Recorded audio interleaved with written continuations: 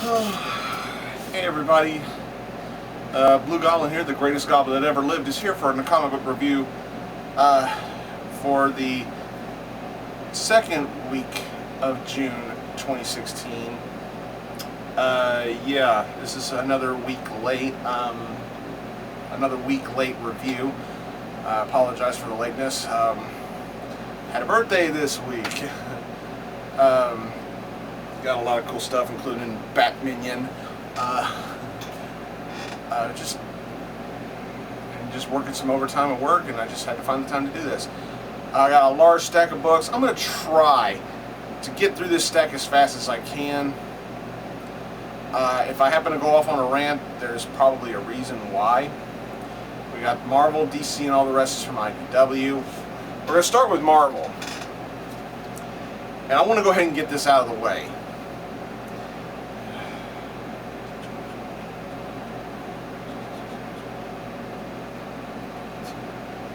We're going to start off with The Amazing Spider-Man number 732, or number 14, whatever you want to call it. But I'm trying to stick with the traditional numbering. This is issue number 732. Yeah. Where do I begin? How about this book fucking sucks? Spider-Man and the Invincible Iron Man ruined by Regent. Oh my God. Sweet Christ. It is so sad that the flagship title for Spider-Man is easily the worst one on the shelves. I mean, Slott, Gage, Kevin Coley, everybody at Marvel, do you really seriously believe that you're taking this character in a good direction, this book in a good direction? The hell are you thinking? This book continues to insult me as a reader, as a fan, as a paying customer. I'm trying my best to stay loyal to Amazing Spider-Man.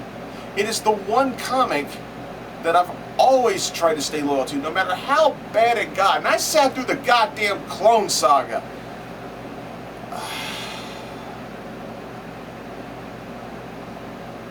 I just don't know what to say anymore. It's like you're building up Regent as some sort of massively ultra-powered villain. I'm sorry, he sucks.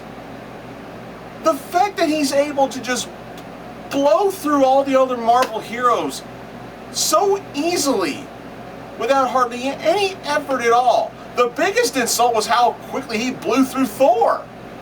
Fucking Thor! I know it's the Jane Foster Thor, but still, Thor! Even with the powers of other heroes, he would have at least some trouble taking down some of these characters. No. He's got other people's powers. He can just easily wipe people out. Yet he's still having problems getting a hold of Peter and Tony. Jesus Christ. The only good thing about this book, other than the fucking cover, was Harry Osborn. And this is a character I've never given a shit about. When you have a character that I hardly ever give a shit about at all, period, when you have a character like that being the best part of the fucking book, we have a goddamn problem. This book has been sucking from page to page. It's almost as if Marvel, primarily Dan Slott and Christos Gage in this book, it's almost as if Marvel is writing a love letter to Spider-Man saying, fuck all the other characters. It's all about Spider-Man. He's better than all of them. No! The hell are you thinking? You're figuratively and, you know, in a weird way, you're making Peter Parker look like John goddamn Cena. At the end of the day, LOL, Spidey wins. And Regent, fuck him. He's a horrible villain. He's a fucking mixture of fucking cliches that we have seen so many goddamn times. What is so special about this cocksucker? What is so special about him? Fucking nothing! I'll tell you what's special about him. Now that I think about it, he's good at insulting the fucking customers. This book sucks.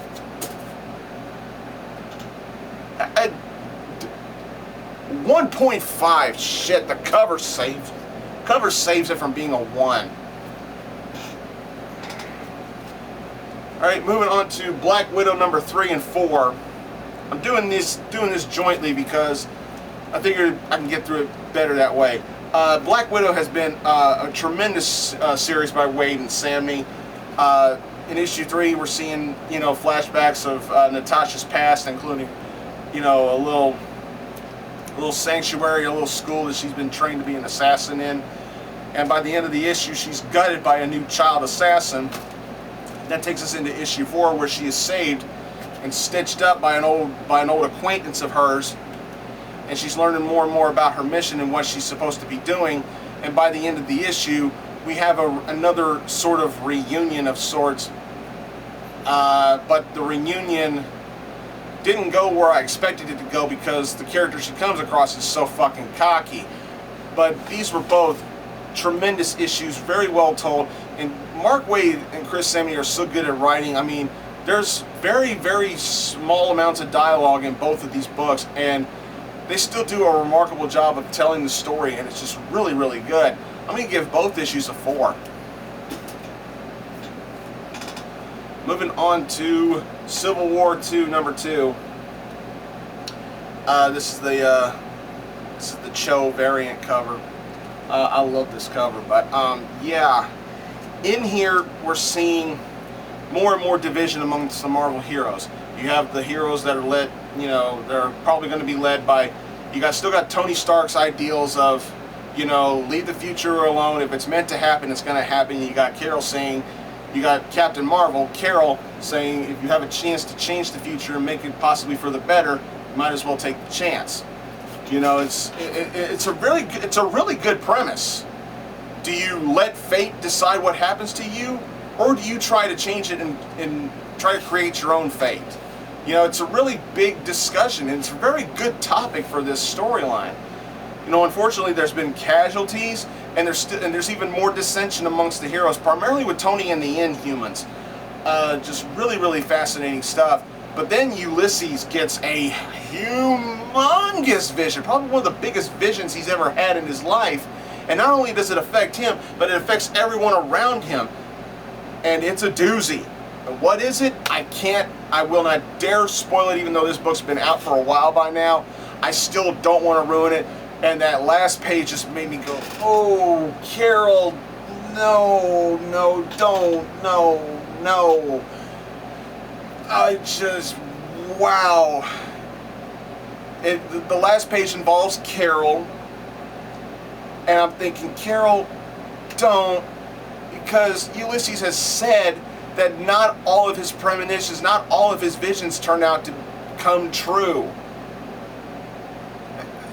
Don't do nothing stupid, Carol. Really good book, a solid read, fantastic. I give it a 4.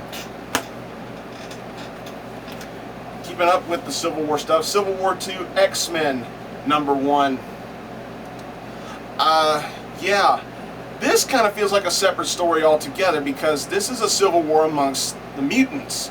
You got Magneto, who believes that mutants and only mutants should look out for each other, while you've got Storm and her team of extraordinary X-Men, you know, working alongside with the Inhumans, and Magneto's looking at that team of mutants and looking at them as traitors, because the Inhumans are directly responsible for the Terrigen Mist that are wiping out mutants altogether. And Magneto's basically looking at this group going, why are you siding with the people who are killing you? Who are killing our people? You know, and there's a big swerve at the end of the issue. Big swerve, but I dare not ruin it. This was another solid read, really good stuff. It was good seeing Old Man Logan interact with Sabretooth. I thought that was really cool too. But that last page, Jesus. This also gets... Shit, this gets a 4 as well. With the exception of Amazing Stinker Man, I mean, Marvel's been kicking ass. Let's keep on the ass kicking with Han Solo, number 1. Marjorie Liu, and oh my god, Brooks' artwork is just great, and this cover's fucking amazing. This is really good. This, I think, I want to say it takes place between episodes 4 and 5, and we got Han Solo being asked by Leia to use the Millennium Falcon. And, you know, it seems like at first they're wanting to use the Falcon and not him, and he's like having no part of it because, you know, that's his baby, that's his toy, that's his personal ship. Where it goes, he goes. So they convinced him, and they got him going, kind of sort of working undercover, competing in this race while trying to complete a mission that they're sending him on. I'm not going to give everything away, but it's just really good, and a lot of this dialogue just fits to the characters. It fits to Leia, it fits to Han. And I loved Leia's plan to get Han to start on his mission without being too conspicuous. I thought that was really cool. Really good stuff with oh shit type of cliffhanger at the end. Really strong beginning to a possibly great miniseries. It was solid. It wasn't perfect, but I really, really dug it. It was fun to read and I enjoyed it. Give it a 3.5. Moving on to Spider-Gwen number 9, Volume 2, number 9. Yeah, it's Volume 2. The all-new story called Weapon of Choice. It starts here. Jason Latour and Rodriguez continue on this. We're fresh off the heels of the Spider-Women storyline. You know, Gwen's still coming to terms on whether or not she should hang up the webs or use her chargers to continue being Spider-Gwen. And I mean, it's like the way the artwork and the storytelling is done. It just, you can just sense Gwen's utter depression on how much she's torn in her decision. But it was okay for what it was. I thought the ending was kind of. This was okay. I mean, this was nothing for me to jump up and down about. I've read a lot stronger issues of Spider-Gwen than this. It just feels kind of there. I mean, it's okay for what it is. I'll give it a 3. Moving on to Spidey number 7. God. Hey Chris, if you're watching, bro, I noticed in your review you missed out on this. If you haven't got this yet, send me a message and I'll see if I can get you the code for this if you want a digital copy. But yeah, this is Peter teaming up with the Black Panther.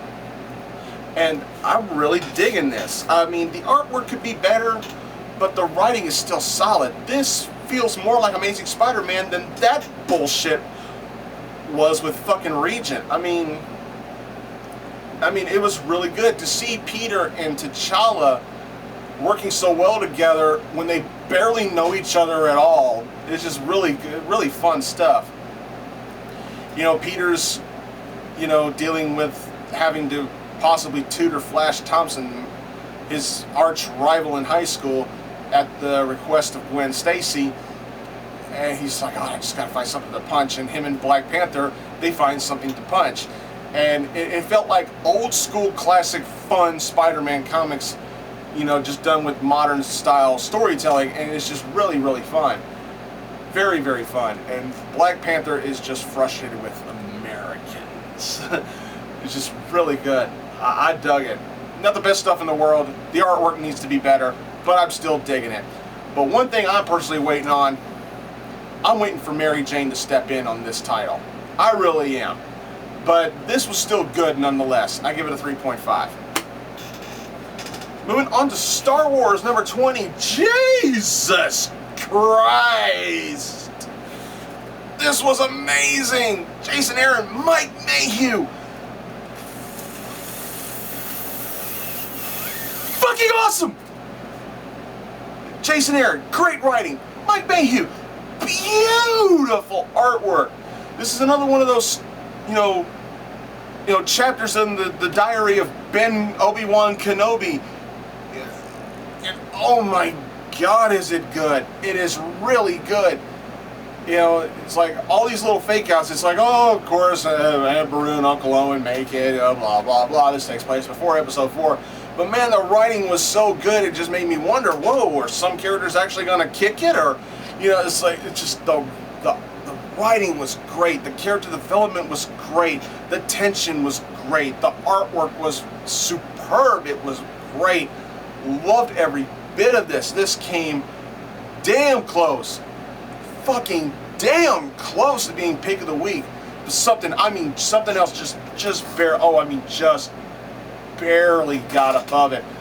This was amazing. Do yourselves a favor. If you've been collecting the Star Wars books, you need to get you a copy of this. This was really good. Awesome. A 4.5. Ending Marvel with Uncanny X-Men number 8, Cullen Bunn and Ken Lashley. It's finally, with the exception of the cover, it's good to get the tracer off the fucking main art. But this really happens. We got Betsy and Phantom X, you know, duking it out in here. I really didn't know what to think of this, to be honest. You know, we got, you know, I was reading this, I saw Warren, Angel, without his wings, you know, preaching and everything in the last issue. And I'm seeing that a little bit in this issue too. But then I'm also seeing Archangel bound up and still held captive. I'm like, what the fuck is going on? And the more I'm reading it, okay, the more I'm starting to see where this is possibly going and what's been possibly going on that we don't know about yet. And I'm like, okay. And then you got the stuff with Monet and her infamous brother, you know, dealing with her and Sabretooth and the Morlocks. And then you got the stuff with Betsy and Phantom X. I mean, this was just a fun ride from beginning to end.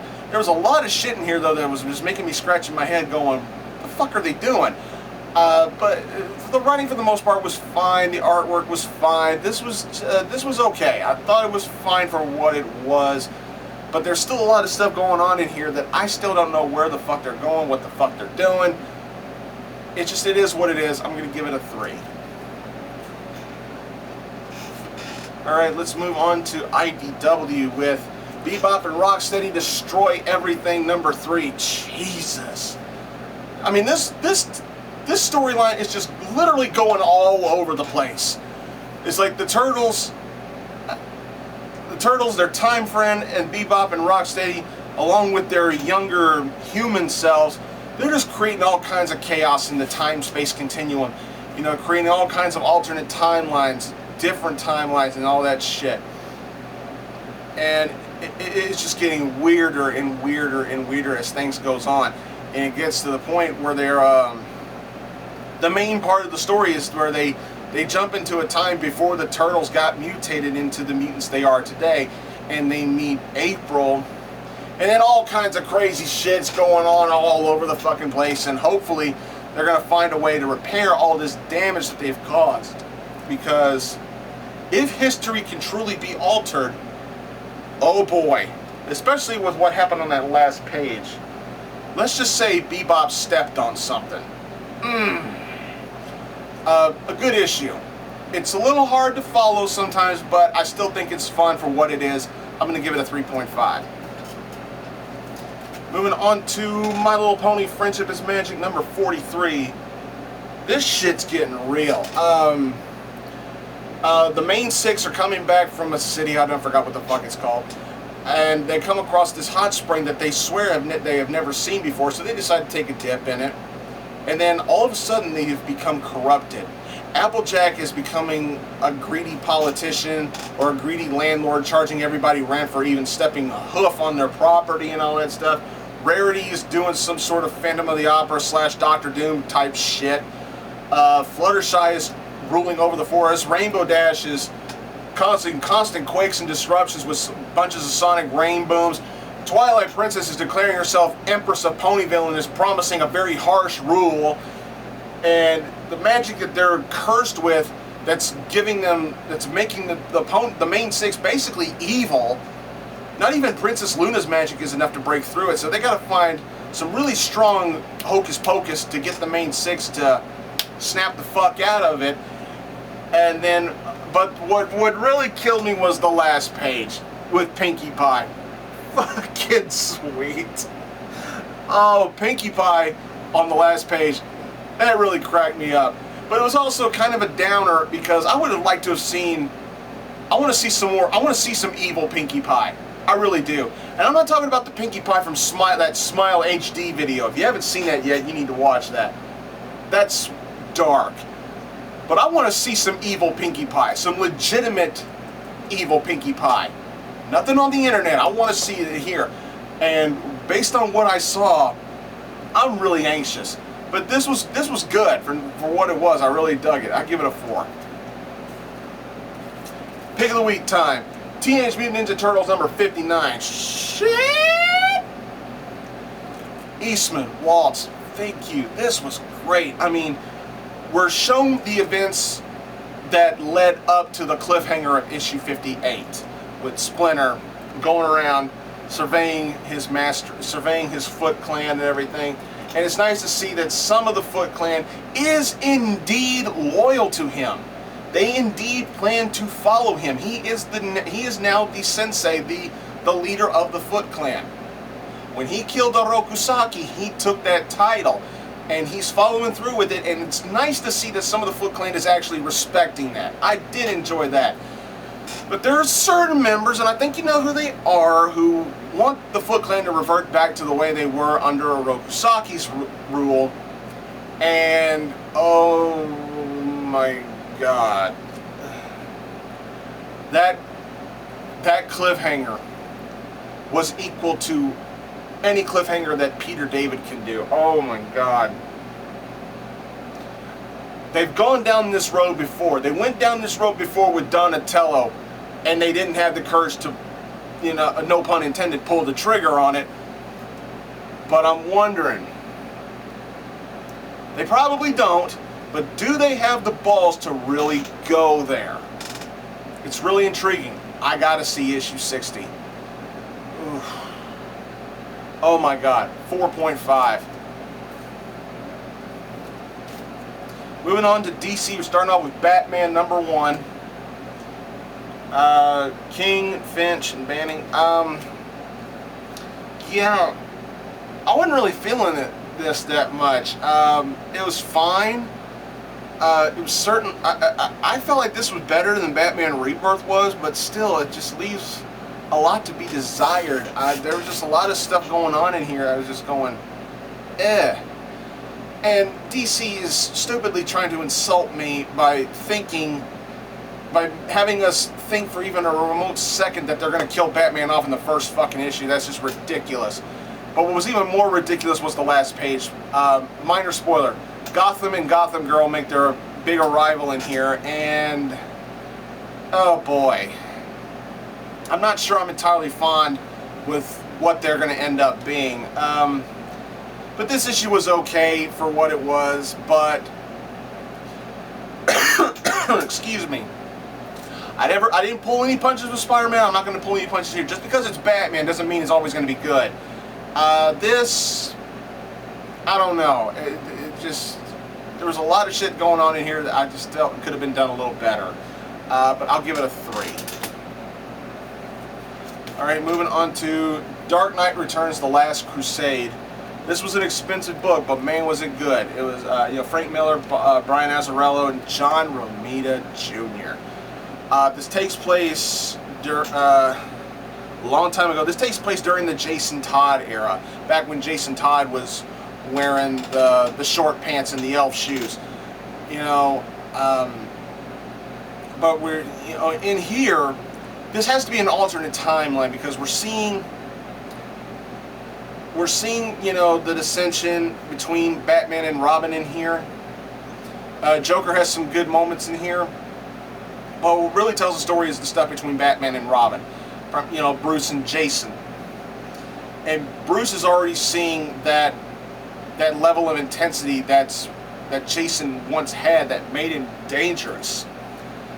And just lots of crazy shit going on in here, and the way the story is being told and the way the story is progressing, you can really sense Batman's physical and emotional pain in here.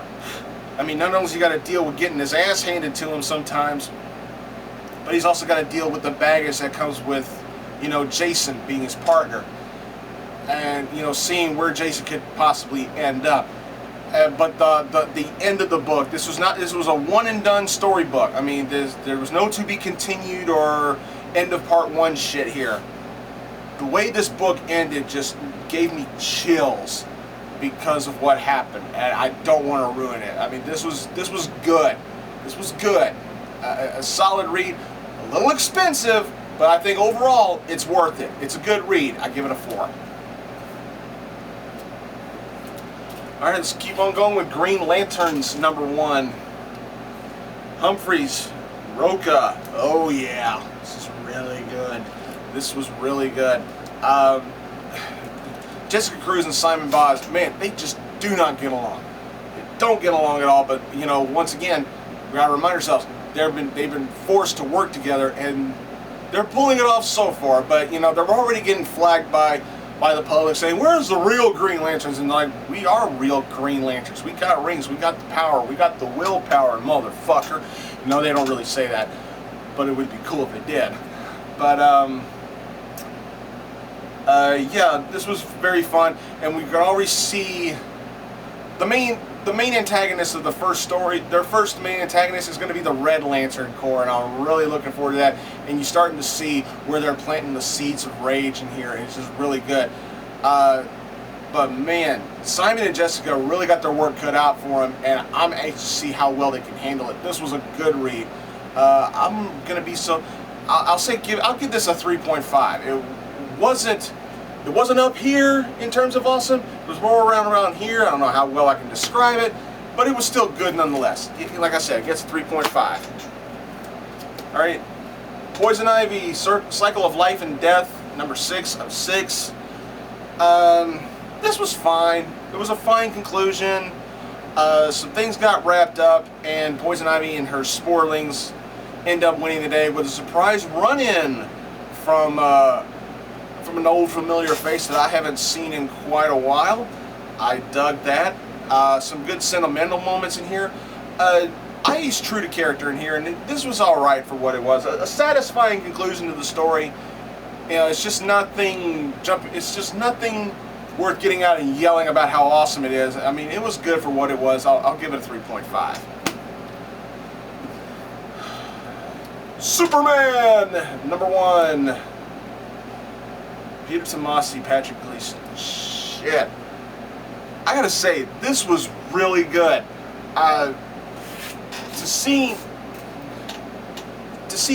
our Superman stepping up to the plate and taking on the mantle that the new 5-2 Superman unintentionally left for him and everything, it was good. We're seeing Superman also trying his best to be a good dad, a good husband and everything. Really heartbreaking moment for his son John in here. But there was a moment in here where John's looking outside in the barn and he's trying to go to sleep, and he's looking outside and he's seeing his dad outside in the front yard talking to Batman and Wonder Woman, and oh my god, the artwork makes that scene look incredibly creepy. And then that last page just made me go, ooh, where is this going? I'm pretty sure I know where it's going. Ooh, we're planting the seeds. We're planting the seeds toward the Super Sons, and I'm anxious to see how we get there. This was good. This was a really good beginning. Not too much happens in terms of action, but there's a really heartbreaking moment in here for John, and the rest is just good character development, good storytelling, and great artwork. This was a great beginning. I'll even go so far as to give this a 4. Alright, we're ending this video with Titans Rebirth. Dan Abnett, Brett Booth. I wasn't digging the artwork too, Chris. I watched your review, bro, and I gotta agree with you. I wasn't digging the internal artwork either, but, you know, we're seeing flashes of poor choice of words. We're seeing flashes of yesteryear where, you know, the Titans line up, and Wally is reconnecting with his old friends, and they don't know who he is, and, you know, Wally's even going like, man, I forgot how fast Nightwing is as a fighter and everything. And he uses the Speed Force to send a little static shock in each one of the teams. He goes after Nightwing first, and I love this scene. And, you know, Chris even knows what I'm talking about. You know, he sends a little spark into Nightwing, and he's like, oh, what the hell, Wally? What do you, but, Wally? Wally, I remember you. Wally, hey! You know, and then he, you know, gradually does that to the rest of the team, and they're like, the hell? We haven't remembered you for how long now? And it's like, you know, and Wally's trying to put everything in perspective. You know, something's fucked up with our lives, with our memories.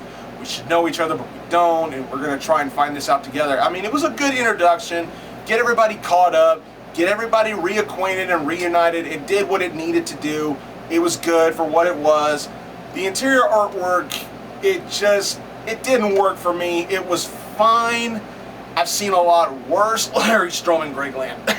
Excuse me. But the storytelling is well worth getting through the less than satisfactory artwork. It was good nonetheless. I'll give it a 3.5. Well, that's all I got for this review, everybody. I want to thank y'all for watching. Please subscribe to this channel. Don't forget Blugoblin X, where I'm getting back into wrestling reviews. Go check out Arkham Asylum Studio, where Jennifer and I reviewed WWE Money in the Bank 2016. We got a full review of the show. Go check it out. Read the description before you watch the video. It's very important. And we had fun doing that review. In fact, Jennifer and I are considering doing WWE pay-per-view reviews on Arkham Asylum Studio, while I'm going to try and start doing some NXT reviews on Blugoblin X, as well as probably some other wrestling related videos, as well as looking at some stuff from WCPW. I'm just really looking forward to anything I have the time to get done. So hope y'all enjoyed it, and thanks to everyone who wished this handsome son of a bitch a happy birthday. Thanks again for watching, everybody. I am Groot. I'll see y'all later.